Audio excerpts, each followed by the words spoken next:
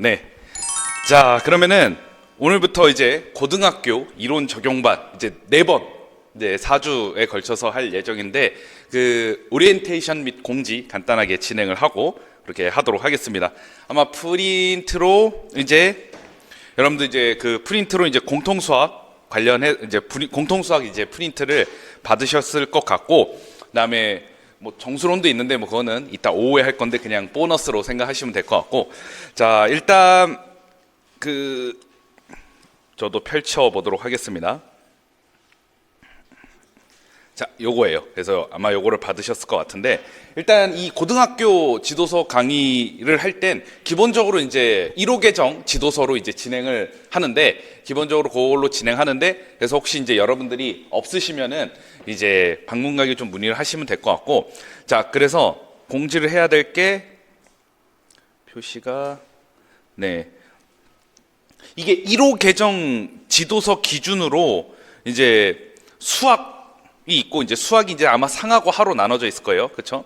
이게 이제 고1 수학이고 그다음에 수학 1, 그다음에 수학 2, 그다음에 확률과 통계 이렇게 돼 있어요. 그래서 그 직강이나 이제 인강 이제 수강하시는 이제 선생님들은 이제 이걸 4개를 준비를 해 주시면 좋겠고, 원래는 이제 제가 강의 계획서에는 이것만 말씀을 드렸는데 이것도 이제 다 필요할 것 같아요. 그래서 없으면 오늘은 아마 이게 제 생각엔 요게 2주 정도 하고 요걸 2주 정도 하고 그렇게 될 것 같습니다. 그렇게 하게 될 것 같고 그렇게 진행하게 될 것 같은데, 이게 아마 뭐 2주까지는 아니고 한 1.5주 그다음에 얘가 한 2주, 그다음에 조금 나머지는 이제 미적분하고 기하를 프린트로, 얘는 이제 프린트로 드릴 거예요. 그래서 지도서로 공식적으로 하는 건 요 4개. 그래서 수원, 수투, 확통 요것도 이제 지도서로 이제 하게 될 건데, 그래서 여러분들이 만약에 없으시면 이제 방문가에게 좀 문의를 해주시면 좋을 것 같아요. 아마 강의 계획서상은 요것만 말씀드렸으니까 요건 갖고 계실 텐데 요 3개도 준비를 해주시면 감사할 것 같습니다. 그래서 요거를 꼭 공지를 해야 될 것 같고, 미적분하고 기하는 프린트로 한다. 이렇게 이제 생각하시면 될 것 같고, 자, 이 계정에서 이제 용어가 다 바뀌었죠. 그래서 용어가 다 바뀌었어요. 이제 수학 상하가 아니라 이제 공통수학. 그래서 제가 여기 공통수학이라고 적은 거예요. 공통수학 1, 2로 바뀌었습니다. 그래서 용어는 이거를 쓸 거예요. 공통수학 1, 2로 쓸 거고, 그다음에 수어는 대수로 바뀌었고, 수투는 미적분 1으로 바뀌었죠. 확통은 똑같습니다. 확통은 똑같고, 그다음에 미적분은 미적분 2로 바뀌었고 기하예요. 그래서 용어가 이렇게 다 바뀌었으니까 이걸 참고로 하시면 될 것 같습니다. 그다음에 이제 그 2주차부터는 이제 오늘은 이제 그냥 오리엔테이션 진행하지만 2주차부터는 5문제씩 풀어볼 수 있는 기회를 제공을 해드리는데 9시 반부터 한 10시 내외로 문제를 풀어보게 될 겁니다.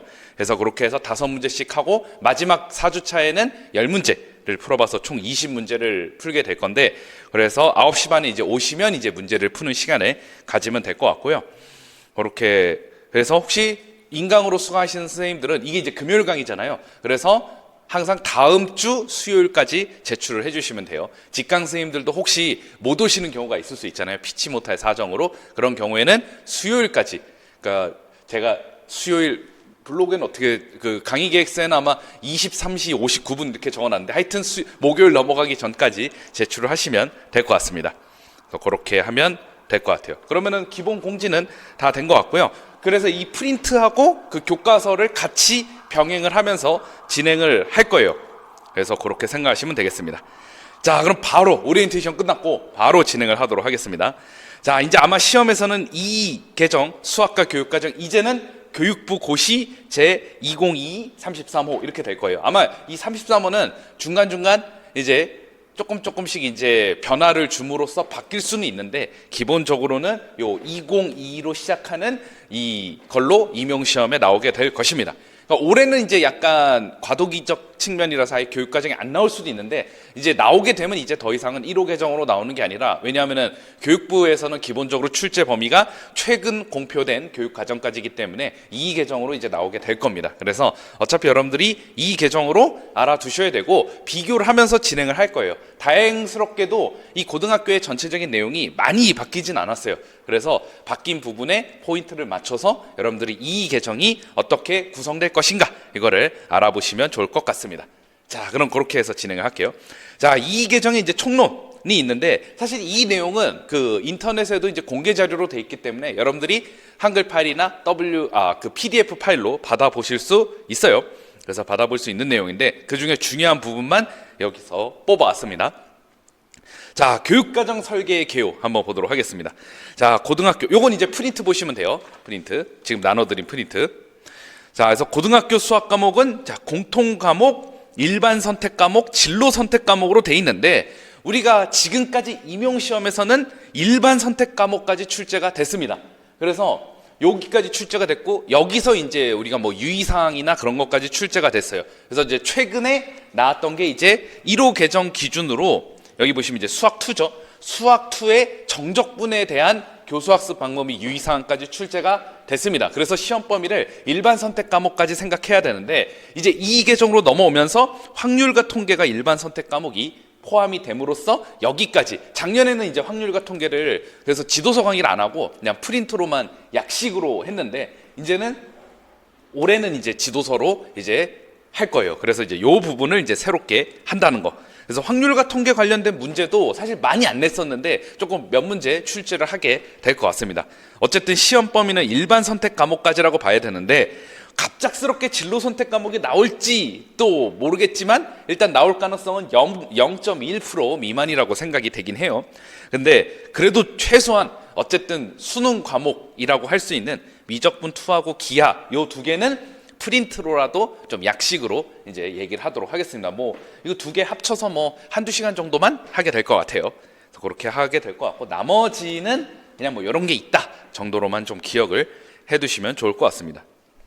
그래서 일단 이 내용은 조금 기억하면 좋을 것 같은 게 뭐 이렇게 나올 가능성은 굉장히 적긴 하지만 뭐 이 세 개를 딱 나온 다음에 이게 뭐 무슨 과목이냐 이렇게 물어보면 융합 선택 과목이라고 이제 생각은 해둘 정도는 돼야 된다고 생각해요. 그래서 이게 공통 과목. 기본 수학은 이제 공통 수학에서 이제 레벨을 조금 다운 시켜서 좀 쉽게 이제 만들어 놓은 거기 때문에 기본적으로 공통 수학의 내용에 다 포함이 됩니다. 그래서 기본 수학은 안 하고 우리가 지도서로 다뤄야 될 건 공통 수학 1, 2 그리고 대수, 미적분 1, 확률과 통계 이렇게 지도서로 다루고 요 두 개는 그냥 프린트로 다룬다. 이렇게 이제 생각을 하시면 될 것 같아요. 자, 그렇게 해서 얘기가 되고 그래서 이제 일반 선택 과목이 일단 공통 과목은 고등학교 수학을 학습하는데 기본적인 내용이니까 뭐 당연히 임용시험 범위라고 생각이 되고 일반 선택이 원래 최근까지만 해도 그렇게 안 나왔었는데 이제 요즘 막 2020학년도로 넘어오면서 출제가 좀 되기 시작을 했기 때문에 여러분들이 일반 선택 과목도 좀 잘 생각을 해둬야 될 것 같아요. 어쨌든 출제가 실제로 되고 있고 뭐 실제 임용시험에서도 뭐 상하함수 관련된 문제나 지수부등식 관련된 문제 그다음 뭐 아까 정적분 관련된 문제 이렇게 나오기 때문에 이제 해야 될 것 같아요. 그래서 수학 학문 영역 내에서 주요 학습 내용을 다루게 되죠. 그리고 이번에 확률과 통계가 추가가 됐으니까 모르겠어요. 확률과 통계에서도 출제될 가능성은 있을 수 있다고 보여집니다. 자, 그리고 이제 진로 선택과 융합 선택 과목 그렇게 있습니다. 자, 그다음 갈게요. 자, 고등학교 수학의 이제 과목별 교육 과정은 이렇게 돼 있어요. 성격, 목표, 내용 체계, 성취 기준, 교수 학습, 그리고 평가 이렇게 돼 있습니다. 그래서 이렇게 알아두시면 좋을 것 같고 여기 이제 지식 이해, 과정 기능, 가치 태도 이게 있는데 제가 밑에다가 이거는 이제 자세하게 얘기를 했으니까 조금 그때 참고를 하도록 하고요. 그다음에 세부 목표는 이제 수학 교과 역량이 5개로 줄었습니다. 1호 개정에서는 6가지였는데 5개로 줄었어요. 문제 해결, 추론, 의사소통, 연결, 정보 처리, 역량 이렇게 5가지로 줄었는데 원래 이제 창의 융합이 이제 연결 역량으로 바뀌었고 그다음에 태도 및 실천이 없어졌죠. 그렇게 되겠습니다. 자, 그래서 여러분들이 이제 여기 내용 체계를 이제 좀 잘 이해하는 게 필요해서 밑에 내용 체계를 할 거예요. 나머지는 읽어보시면 될 것 같습니다. 쭉 읽어보시면 될 것 같고, 자, 이제 성격 및 목표로 가겠습니다. 그러니까 이제 공통 수학 1 구성도 살짝 달라졌어요. 그러니까 이게 1호 개정에서는 이제 보통 이제 애들이 고등학교 애들은 보통 수상이라고 부릅니다. 수학상 이렇게 이제 부르는데 공통 수학 1이 조금 이제 구성이 조금 달라졌어요. 그래서 그걸 좀 생각하면 될 것 같은데 중학교 변화와 관계 영역 갑자기 이거 익숙하지 못하신 선생님들도 계실지 모르겠는데 변화와 관계 영역으로 해서 이전에 이제 대수와 함수, 문자와 식과 함수 영역이 합쳐서 변화와 관계 영역으로 바뀌었습니다. 그래서 알아두시면 좋을 것 같고, 그래서 변화와 관계 영역에서 학습한 다항식, 방정식, 부등식이 이제 심화가 됐고요. 또 자료와 가능성, 이것도 이제 생소할 수 있는데 확률과 통계 영역이, 중학교 확률과 통계 영역이 자료와 가능성 영역으로 바뀌었어요. 그래서 이런 것도 이제 어떻게 바뀌었는지 물어볼 수 있기 때문에 기입형으로 알아두시는 게 필요할 것 같고요. 자세한 건 이제 중학교 이제 총론 부분을 참고하셔야 될 것 같습니다. 자, 그다음에 이제 여기 보시면 공통수학 1에서 이제 특별한 게 뭐냐면은 경우의 수하고 이제 순열 조합 내용이 이제 우리가 수상 1학기 과정 공통수학 1으로 옮겨졌다. 이걸 좀 생각하시면 될 것 같아요. 그다음에 공통수학 2는 이제 2학기 과정이겠죠. 그래서 변화와 관계 영역에서 학습한 함수 개념이 확장되고 도형과 측정 영역에 또 기하 영역이 또 도형과 측정 영역으로 바뀌었습니다. 그래서 원과 직선을 방정식으로 다룬다. 이렇게. 그래서 여기서 이제 학습한 원과 직선을 방정식으로 다룬다. 이게 뭐예요? 이게 우리가 해석기하로 다룬다는 거죠. 그래서 종합기하에서 다루었던 것이 이제 해석기하로 다루게 된다는 것은 중요한 포인트다. 그래서 해석기하와 관련해서도 출제가 될 수 있으니까 생각하시면 될 것 같아요. 자, 그다음에 목표. 자, 공통수학 1, 2의 개념 원리 법칙을 이해하고 수학의 가치를 인식하며 바람직한 수학적 태도를 길러, 이건 또 알아두시면 좋을 것 같아요. 그래서 자, 여기를 보시면 그 가치 인식, 바람직한 수학적 태도, 이게 이제 예전에 이제 태도의 실천에 있었던 내용인데, 어쨌든 얘는 그러니까 뭔가 역량을 키운다 이런 거라기보다 진짜 기본 베이스로 생각을 해야 된다라고 볼 수가 있어요. 이제 가장 기본적인 거예요. 그래서 얘는 뭔가 역량으로 따로 있는 게 아니라 얘는 당연히 이미 모든 수학의 영역에서 갖고 있어야 되는 기본 베이스이기 때문에 역량에서 빠진 걸로 생각이 되고요. 실제 역량은 이거죠. 아까 얘기했듯이 추론 역량, 의사소통 역량, 그다음에 연결 역량, 정보 처리 역량, 그다음에 문제 해결 역량, 이렇게 수학 교과 역량을 함양하는 게 목표입니다. 그래서 혹시 수학 교육 이제 우리가 공통수학 1, 2나 뭐 다른 것들 뭐 이건 과목만 바꾸면 되겠죠. 어쨌든 수학의 어떤 과목의 목표라고 한다면 이 내용이기 때문에 암기를 해주시면 좋을 것 같아요. 그래서 이 수학 교과 역량 5가지가 밑에 자세하게 기록이 되어 있습니다. 자, 1번이 이제 문제 해결이죠. 자신감 있게 여러 가지 문제를 해결한다. 자, 여기는 문제 해결 역량, 추론 역량이죠.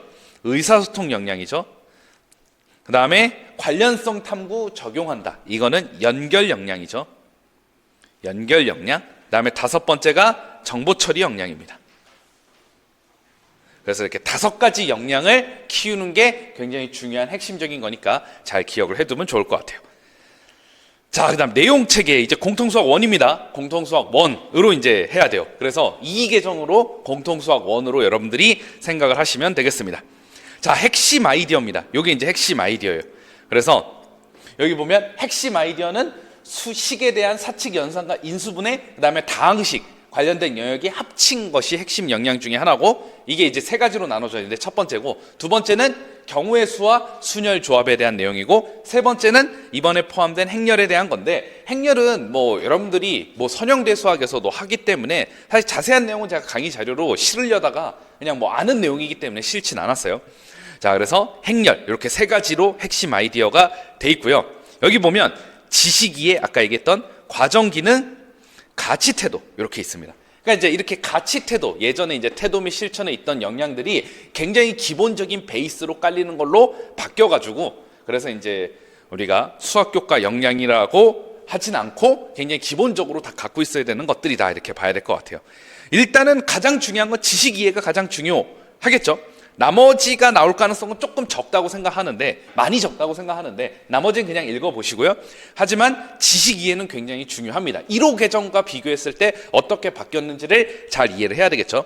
일단 다항식 범주를 보면 뭐 똑같습니다. 방정식과 부등식도 뭐 똑같습니다. 근데 여기서 원래는 이때 이제 우리가 도형 막 이제 직선의 방정식, 원의 방정식이 나와야 되는데 경우의 수로 바뀌었죠. 그래서 합의 법칙과 고의 법칙, 순열과 조합 이렇게 바뀌었습니다.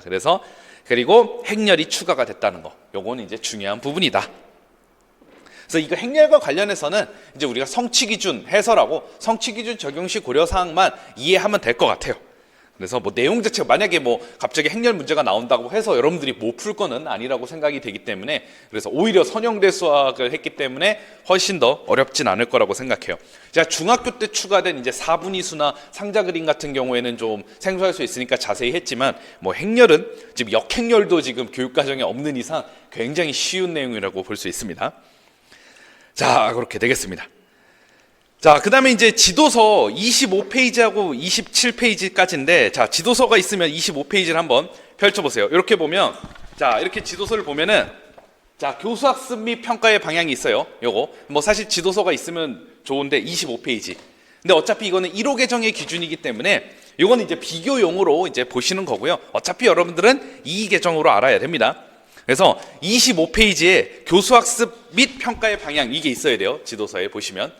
자, 보도록 하겠습니다. 그래서 어차피 이거는 그냥 참고용이고 어차피 예로 이제는 공부를 하셔야 되겠습니다. 자, 교수학습 방법을 보면 당연스럽게도 수학교과 영향이 중요해요. 근데 물어볼 때는 아마 교수학습 방법 중 수학교과 역량을 함양하기 위한, 이렇게 얘기를 할 겁니다. 그래서 다음과 같은 교수학습 방법을 통해 문제 해결 역량을 함양한다. 그럼 먼저 어떤 역량을 함양하고, 아니 뭐 문제 해결 중 뭐 어떤 역량을 함양하게 하는지 이렇게 물어볼 것 같아요. 그래서 교수학습 방법의 문제 해결 역량. 자, 보시면 이거는 이제 그 1호 개정 지도서에 있는 건 비교 자료로 하고요. 이걸로 이제 이해를 하시는 게 중요하겠죠. 자, 그래서 요건 좀 잘 살펴봐야 돼요. 이제 앞으로 막 이제 문제가 나오면 여기 보시면 이제 1호 개정과 다르게 원래 1호 개정의 그 26페이지를 보면 문제 해결 능력을 함양한다. 능력 함양이라고 해서 이제 1번, 2번, 3번, 4번 이렇게 나온단 말이에요. 이제 이게 용어가 역량 함양으로 바뀌었고, 살짝 바뀌었죠. 능력 함양에서 이제 역량 함양으로 바뀌었고, 기역, 니은, 디귿, 리을로 바뀌었어요. 그래서 제가 뭐 문제 해결 역량 디귿 하면은 여러분들이 바로 뭐 이런 걸 이해를 하셔야 됩니다, 이제. 그래서 이런 것들을 이해를 해야 돼요. 자, 기역을 볼게요. 기역은 수학의 개념, 원리, 법칙을 이용하여 해결 가능한 문제를 제시를 하는데, 여기서 중요한 게, 자, 이거는 뭐 교사가 제시하는 거에 있어서 당연한데, 여기서 포인트 이런 게 반영될 수 있어요. 다양한 방법으로 해결이 가능하다든가 아니면 여러 가지 해답이 나올 수 있는 문제를 활용할 수가 있는데, 요 두 가지가 걸릴 수 있죠. 다양한 방법, 그러니까 뭐 여러 가지 방법이나 아니면 여러 가지 해답이라는 건 개방형 문제에 속한다고 볼 수가 있겠죠. 그래서 여러 가지 해답이 나올 수 있는 문제는 개방형 문제니까 이런 것들이 나올 수 있습니다. 그래서 기억은 지금 제시한다, 활용할 수 있다. 이건 교사의 측면입니다. 그래서 교사가 제시하는 측면이기 때문에 그거를 아시면 될 것 같아요. 그래서 교사 입장에서 어떤 문제를 제시를 해야 되는가, 이렇게 물어봤을 때 여러분들이 기억을 적어주시면 되겠죠. 자, 니은도 물론 제시를 하는 거지만, 니은은 이제 실제로 학생이 하는 것인데, 니은은 폴리아의 문제 해결 4단계에 따라서 진행을 하는 거예요. 그래서 주어진 조건과 이제 정보를 분석하고, 자, 분석하는 게 문제 이해 단계죠. 적절한 문제 해결 계획을 수립하는 게 계획 작성 단계고, 실행이 뭐예요? 문제 해결 과정이죠. 그래서 해결 계획 단계고, 해결 단계죠. 마지막에 문제 해결 과정을 반성하도록 구체적인 발문과 권고를 제시해야 되겠죠. 그래서 이거는 반성하도록, 이 네 가지를 하도록 하기 위해서, 그래서 이제 이런 게 나온다면 교사의 발문과 권고가 들어갈 겁니다. 그럼 이제 교사의 적절한 발문을 통해서 이제 예를 들어 뭐 계획을 수립하는 데 있어서 어떤 발문을 할 수도 있고요. 그래서 그런 측면 생각을 하시면 될 것 같아요. 그래서 이제 이런 문제가 나오면 이제 교사의 발문과 권고가 포함되고 이제 요 내용, 이 니은 내용을 반영하도록 출제가 될 것 같아요.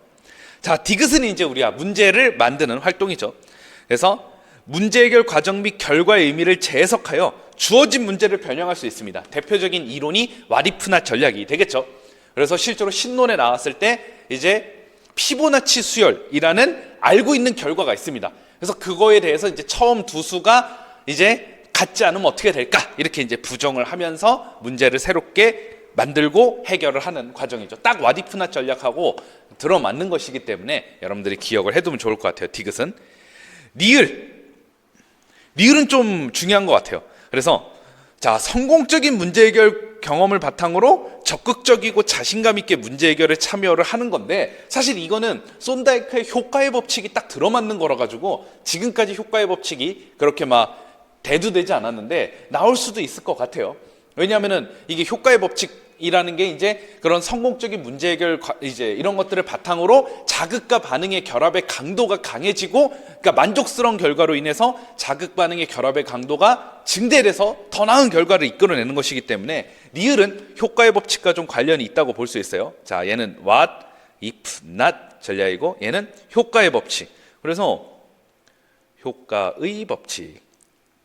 그래서 알아두시면 큰 도움이 되실 것 같아요. 그래서 원래 이런 게 예전에는 1호 계정에서는 태도 및 실천에 있던 내용인데 이렇게 이제 중간중간에 들어갔어요. 여러 역량에 들어갔습니다. 문제 해결 역량에도 이제 이런 게 들어가죠. 단번에 답이 나오지 않는 문제라도 끈기 있게 도전하여 성취감을 느끼게 하는 거. 이제 이런 것도 기억을 해두면 좋겠습니다. 자, 추론은 3개인데 이게 3개가 기억, 니은, 디귿이 역할이 딱 나눠져 있기 때문에 여러분들이 잘 기억을 해두면 좋을 것 같아요. 자, 기억 같은 경우에는 자, 여기 보면 수학의 개념, 원리, 법칙에 흥미를 갖고 다양한 방법으로 탐구하고 이야기한다. 자, 이거는 조금 한번 보시면 될 것 같아요. 이게 중학교하고 좀 달라요. 중학교는 여기에 뭐가 들어갔냐면 관찰, 실험, 구체적 조작 활동 이런 게 들어가거든요. 근데 고등학교는 그게 싹 빠졌어요.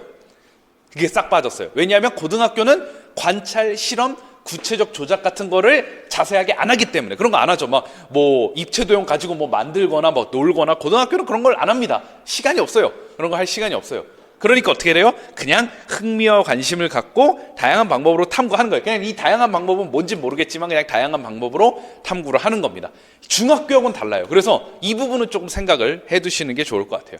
그래서 나중에 그 총론 보시면 중학교하고 비교를 해보시면, 그래서 중학교는 이제 막 구체적 조작 이런 게 있는데 그런 게 없어요. 자, 니은하고 디귿은 자, 이거를 보면은 자, 니은도 조금 달라요. 자, 귀납, 유추 등의 개연적 추론을 통해 수학적 추측을 제기하고 일반화하는데 원래 중학교에서는 이게 정당하거든요. 근데 이게 증명이에요. 그냥 증명. 그러니까 귀납, 유추 등의 개연적 추론을 해서 끝내는 게 아니라 증명하는 것까지 같이 일원화가 되는 것입니다. 그래서 수학적 증거와 논리적 근거를 바탕으로 비판적으로 사고하는 태도를 가져야 돼요. 이게 한마디로 중학교하고 고등학교의 역량이 이렇게 바뀐 것들이 있어요. 그래서 이 부분을 기억을 해두셔야 됩니다. 그래서 대표적으로 니은이 활용될 수 있는 상황들은 뭐냐? 예를 들어 우리가 막 귀납적으로 추론해요. 제가 니은 같은 예를 한번 들어볼게요. 1 더하기 3은 2의 제곱이에요. 1 더하기 3 더하기 5는 3의 제곱이에요.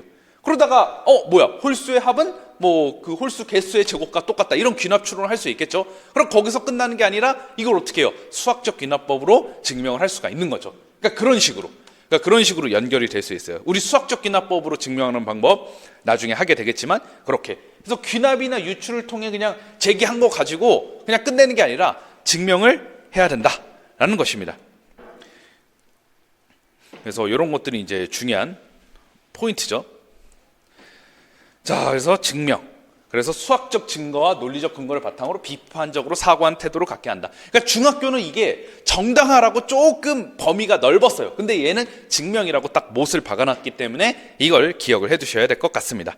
자, 디귿. 디귿은 그냥 귀납이나 유추 등이 없는 거예요. 그냥 없고 그냥 처음부터 이런 도출하는 과정과 수학적 절차를 논리적이고 체계적으로 수행하고 반성하게 하는 거예요. 그래서 예를 들어 임용 문제에 이제 귀납이나 유추 등의 그런 추론 과정 없이 그냥 연역 추론으로 그냥 논리적으로만 딱 그냥 전개를 하면 여러분들이 디귿을 쓰면 되고, 귀납이나 유추 등이 포함되고 증명까지 가면 니은을 쓰면 돼요. 그래서 이건 니은과 디귿을 나눠 놓으시면 되겠죠.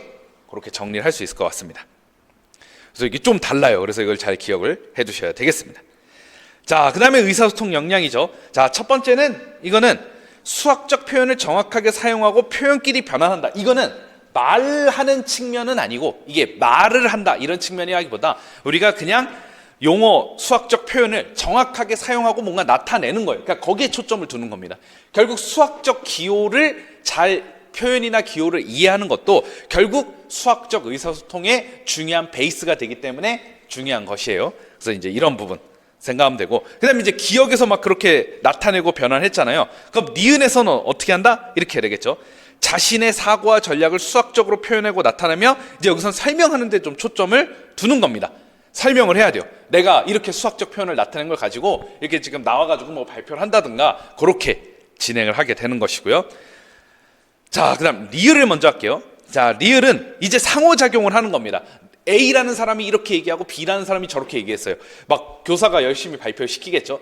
이제 A 어떻게 생각하냐? 그럼 뭐 이렇게 얘기하고 B 어떻게 생각하냐? 저렇게 얘기하겠죠. 이때 타인을 배려하고 의견을 존중하는 태도를 기르게 한다. 이것도 이제 태도 및 실천에 있던 내용인데 여기에 또 이렇게 녹아 들어가게 되었습니다.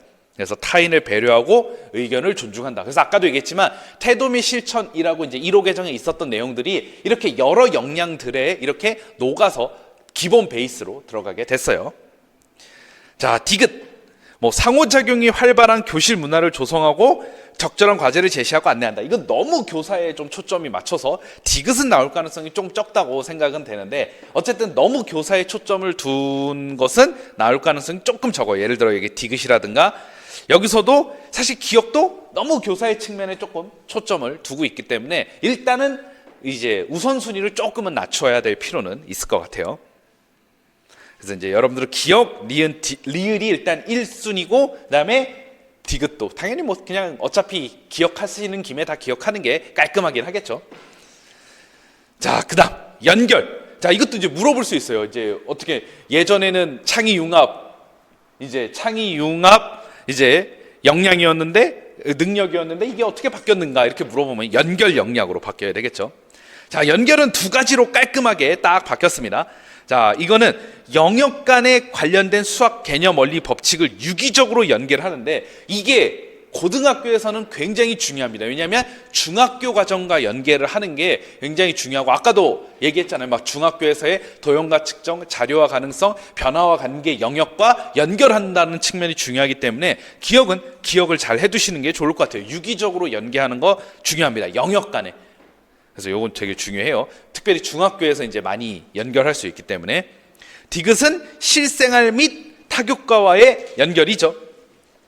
자, 그래서 기억과 니은은 구분하기 쉬울 거예요. 영역별 연결이냐 아니면 실생활 및 타교과와의 연결이냐. 그래서 이제 실생활과 관련된 수학적 문제를 많이 다루겠다. 뭐 그런 내용이겠죠.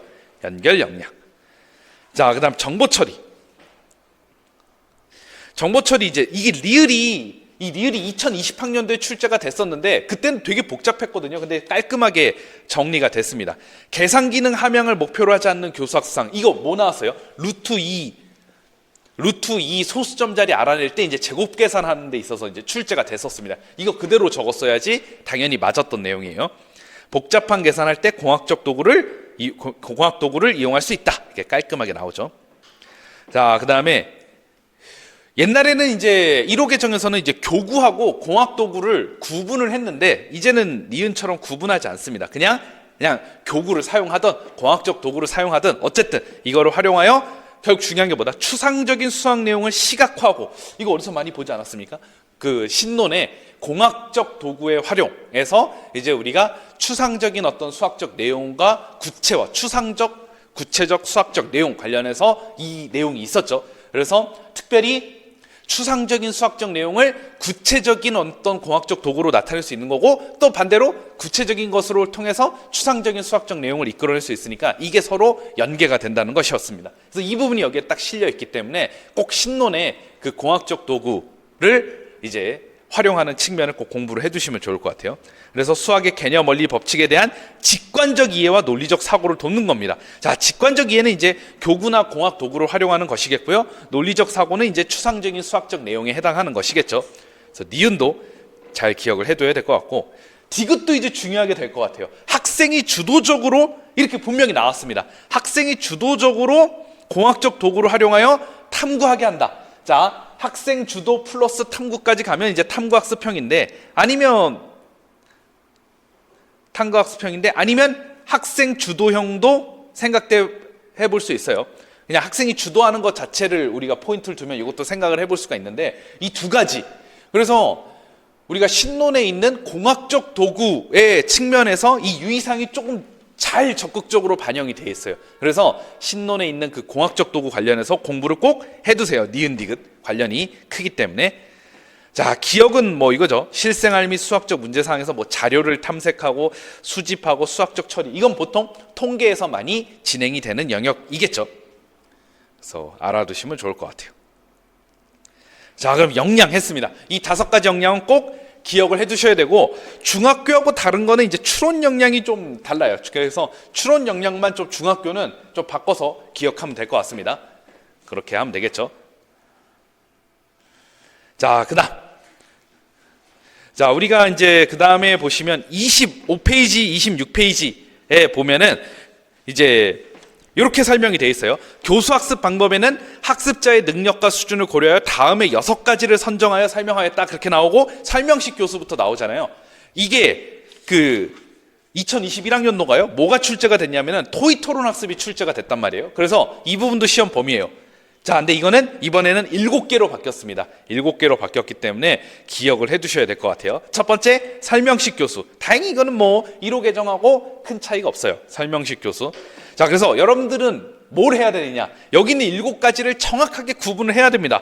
굉장히 중요하죠. 이걸 잘 구분해야 돼요. 자, 교사가 설명과 시연을 통해 수업을 주도하는 교수학습 방안인데, 자, 여기서는 보면은 예전에는 1호 개정에서는 교수학습 방법으로 나와가지고 되게 헷갈렸는데, 여기는 구분을 해주신 것 같아요. 교수학습 방안으로 이렇게 구분해 주시는 것 같아요.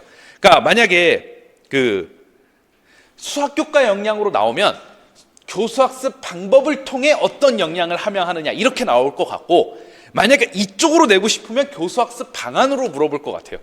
약간 방법, 방안 어쨌든 구분을 해줬기 때문에 여러분들이 만약에 교수학습 방법에 어떤 역량이냐 하면은 5가지 중에 생각을 하면 될 것 같고, 교수학습 방안으로 물어보면 여기 있는 7가지 중에 생각을 하면 될 것 같아요. 저도 문제를 낼 때 교수학습 방안 아니면 뭐 교수학습 방법에 어떤 역량 이렇게 출제를 하게 될 것 같아요. 그래서 구분을 해주신 것 같습니다. 교수학습 방안으로. 그래서 여기 보면 특별히 학습 내용, 학생의 학습 능력과 수준 등을 고려하여 다음에 교수학습 방안을 적절하게 선택하여 적용한다고 했기 때문에 그래도 구분하실 수 있을 것 같고, 이 설명식 교수는 오스벨의 이론이 많이 반영이 돼 있습니다. 오스벨이 이제 우리가 수용학습, 유의미 수용학습을 강조하면서 교사의 설명학습을 강조를 했잖아요. 그 부분이라고 볼 수 있어요. 자, 그래서 이렇게 돼요. 이때 교사는 적극적인 수업 참여를 유도하고 사고를 촉진하는 발문을 적절히 활용해야 됩니다. 그래서 이제 지문에 나왔을 때 교사가 뭔가 적극적인 참여를 유도한다든가 적절한 발문을 하는 이런 것들이 들어가면 이제 설명식 교수겠죠. 그래서 1번 기억을 해두시고, 2번 토익 토론 학습. 이게 이제 시험에 나왔죠. 자, 토익 토론 학습. 자, 여기 보시면 특정 주제에 대해 이거를 여러분들이 쌍으로 기억을 해야 되는 게, 뭐랑 쌍으로 기억해야 되냐면 여기 프로젝트 학습하고 좀 쌍으로 기억을 해야 돼요. 왜냐하면 프로젝트 학습도 특정 주제나 과제를 탐구하는 거예요. 자, 특정 주제에 대해 협의하거나 논의하는 거고, 얘는 특정 주제나 과제를 탐구하고 해결하는 거예요. 자, 근데 이 토익 토론 학습은 딱 이 지금 여러분들이 계시는 교실 환경에서 이루어지는 거예요. 교실 환경에서 특정 주제에 대해서 깊이 탐구를 하는 것입니다. 자, 그래서 이거는 뭐 학생들이 수학적 내용을 폭넓게 이해하고 자신의 주장을 효과적으로 뭐 표현하고 비판적으로 사고를 통해 수용하고 합리적으로 의사결정하는 태도를 기를 수 있는데, 자, 토익 토론 학습은 어떤 특정 주제에 대해서 이렇게 교실 환경에서 깊이 있게 하는 거고, 프로젝트 학습은 활동을 해야 돼요. 뭐 교실에서 활동을 하던 나가서 활동을 하던, 뭐 여러분들 중학교 교과서 보면 뭐 삼각비 활용해서 막 클리노미터도 만들고 막 측정하고 그런 것들입니다. 그래서 계획을 수립을 해야 되고요, 수행을 해야 돼요. 실제 수행, 행동을 해야 됩니다. 그래서 신논 2에는 뭐 그 걸리버 여행기 나와가지고 이제 걸리버 막 비례 관계 측정을 하면서 막 거울도 뭐 예를 들어 소인국에서는 거울이 몇 미터일까, 아니면 대인국에서는 뭐 거울이 몇 미터인가, 이런 문제들이 이제 신논 2에 나온 적이 있는데, 그러니까 실제로 수행을 하는 겁니다. 실제로 수행해서 결과물을 산출을 하고 공유를 하는 거예요. 그래서 이 차이가 있어요. 그래서 여러분들이 특정 주제네? 그러면 토익 토론 학습과 프로젝트 학습을 머릿속에 염두를 해둬야 되고, 이때 활동을 직접 하느냐? 그럼 이제 프로젝트 학습으로 가는 거고, 뭔가 막 자료를 수집한다든가 활동한다든가, 이 2개는 다 나왔어요. 프로젝트하고 토익 토론은 다 출제가 됐었던 겁니다. 토익 토론 학습은 그냥 교실 환경에서 그냥 열심히 뭐 공학적 도구를 활용하든 뭐든 하는 겁니다. 요 두 개의 차이가 있어요. 자, 그래서 요거 생각하면 될 것 같고, 자, 여기 보면 협력학습 볼게요. 협력학습. 자, 여기서 협력학습은 이게 없으면 협력학습 아니에요. 모둠. 네. 이거 없으면 협력학습 아니에요. 그러니까 시험에 모둠이란 말이 없어요. 이러면 그냥 협력학습은 머릿속에 지우시면 됩니다. 모둠이 있어야 돼요. 모둠 내예요. 모둠 내. 예를 들어 예를 들어 A 모둠 내에서 뭔가 일어나는 것들이 막 임용 지문에 나오면 당연히 협력학습이겠죠. 그래서 상호작용, 의사소통 참여를 통해 공동의 학습 목표에 도달하는 교수학습 방안이에요. 그래서 이거는 그냥 임용시험에 그냥 모둠별로 어떻게 하는 게 나와줘야 됩니다. 협력학습은. 보면은 토익 토론학습과 협력학습이 또 뭔가 비슷해 보이거든요. 근데 모둠이 나오면 협력학습인 거고, 그냥 그게 없이 그냥 학생들 개개별로 이렇게 특정 주제에 대해서 협의하거나 논의하면 토익 토론학습입니다. 그러니까 협력학습은 진짜 모둠별로 이제 사람들끼리 협력을 해줘야 돼요. 자, 그다음 탐구학습. 역시 토익 토론학습과 탐구학습은 조금 구분을 또 지어줘야 됩니다. 자, 이게 학생이 일단 중심이 돼요.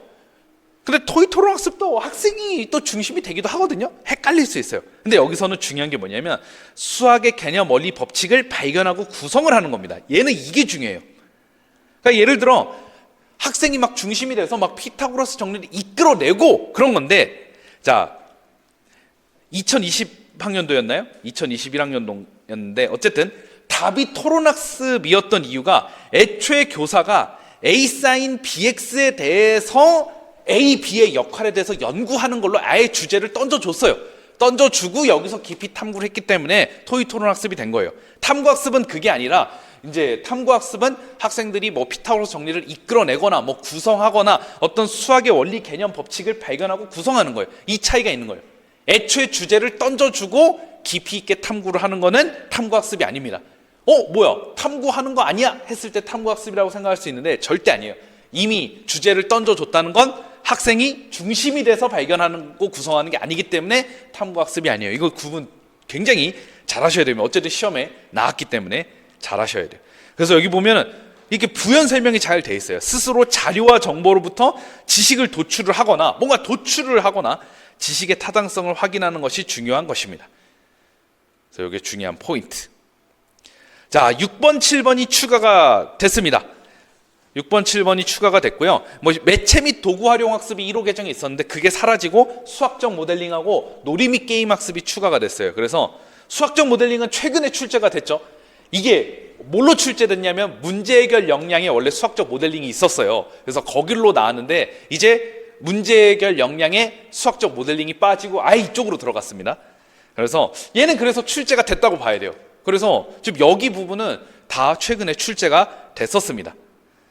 자, 근데 수학적 모델링을 쓸 때 잘 적어야 되는데, 자, 이게 보면 사실 우리 신론에 있는 수학적 모델링하고 거의 비슷해요. 자, 학생의 삶과 연계된 다양한 이제 현상을, 자, 현상 있죠? 처음에 이제 현상을 어떻게 한다? 다양한 수학적 표현 방식을 이용하여 수학적 모델을 만들고, 이거를 보면 수학적 모델에 대한 이해가 조금 더 될 거예요. 다양한 수학적 표현 방식이 그냥 수학적 모델인 겁니다. 이건 식으로도 나타낼 수도 있고요. 벤 다이어그램으로 나타낼 수도 있고, 이런 것들, 아니면 함수의 그래프로 나타낼 수도 있고, 이런 게 다 수학적 모델이에요. 그리고 그 수학적 모델을 다시 어떻게 한다? 실생활이나 사회 및 자연 현상에 적용한다. 뭐예요? 여기서 얻은 결과를 활용을 한다는 뜻이죠. 그런 교수학습 방안입니다. 특징으로는 수학의 응용에 대한 넓은 안목을 갖게 할 수 있다. 이게 특징입니다. 그래서 요거를 꼭 기억을 해두세요. 예전에 한 1, 2월 달인가? 1, 2월 강의할 때 이걸 낸 적이 있었어요. 3, 4월인지 모르겠는데 이게 출제를 했는데 이제 맞추신 선생님들이 많이 없긴 했어요. 너무 이게 생소했을 것 같아요. 교수학습 방안이라는 측면이 생소했을 수도 있었을 것 같은데 어쨌든 잘 기억을 해두면 좋을 것 같아요.